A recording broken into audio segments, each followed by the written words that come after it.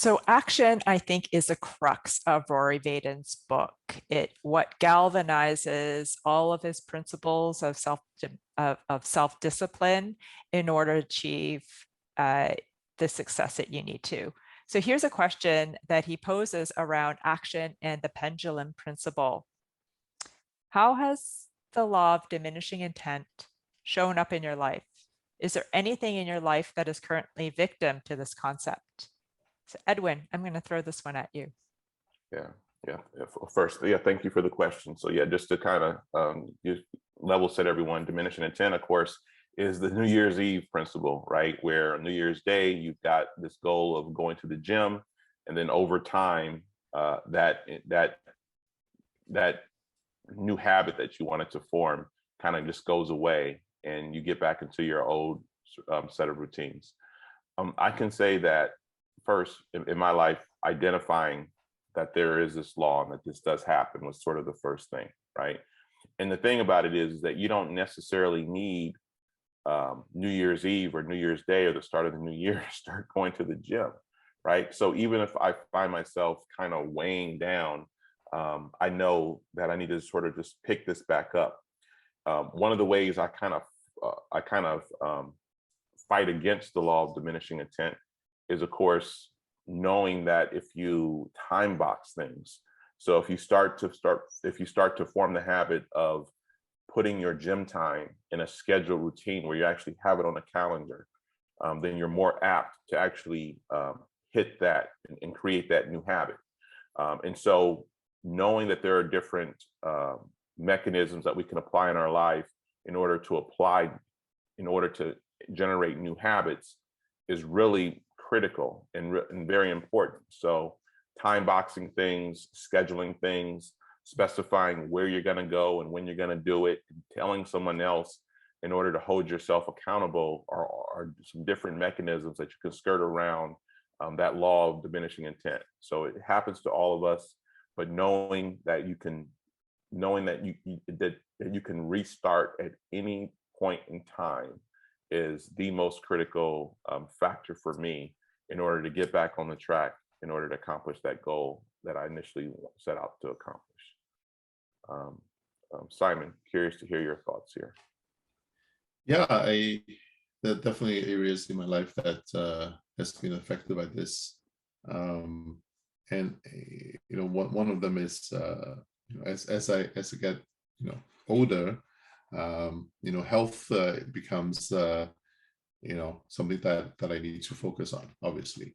And every time I step on the scale, it's like, oh, okay, I need to exercise more, I need to eat better, I need to move more, and all this stuff is obviously, when I step on the scale, I get a spike of motivation, right? And then over time it kind of like diminishes, so especially with work, you being so busy, and at the end of the day, sometimes I'm so tired, maybe not, even if it's not physically tired, mentally you're tired. You just want to sit around and just watch some videos maybe, and instead of getting going to the gym or even going out for a walk becomes difficult. And so one way that I think can help us is in my case, for example, is continually the step onto the scale, right? Look at it, track it more closely. I think there's a saying that the things that you track is something that you will tend to do more often, because you kind of give you the spike of reminder every single day. And so it's like, oh, okay, I still have not lose any weight. Hopefully that can continue to motivate me into doing the things that I should be doing.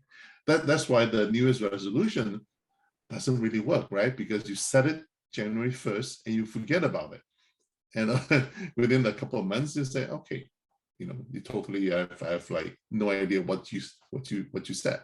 Imagine if you look at your New Year's resolution every single day, right? You post it somewhere, that you will see it every single morning, I think that will definitely help a lot, right? So same thing in my case is I need to track stuff. I need to step on the scale. I need to measure, maybe what I eat. Hopefully that will help. Yeah, it's something that I'm still working on, obviously. Yeah, Anjannette, back to you.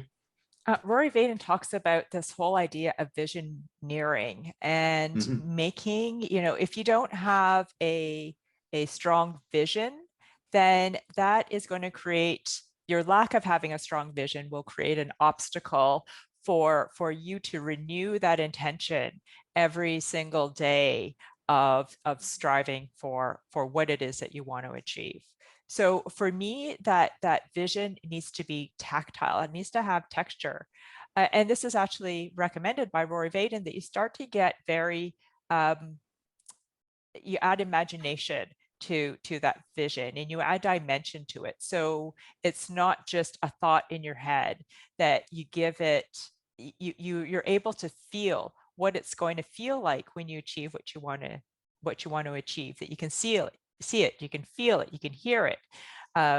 He actually says, you can smell it. So he adds all the senses to it. So one of my goals is that I want to establish a wellness retreat center, and I can see it. I can feel what it feels like to step into that space. And so, but here's the interesting point, is that you have to merge that visioneering with self-discipline and focus and the grind of working to get there, because it's not just enough to have that goal where you can see it and feel it. You actually have to do the work to get there. One of the nuggets in the book for me is that Rory Vaden states, and I'm just going to read this out: the results we get in life are simply the byproduct of a repeated effort and our regimented schedule. So for me to overcome that law of diminishing intent is to make sure I renew that intention and my vision every single day. And I also nourish and develop and cultivate that self-discipline so that I do the work of things I don't want to do that is required of me to get there. So it really does bind all of the principles that he presents in his book.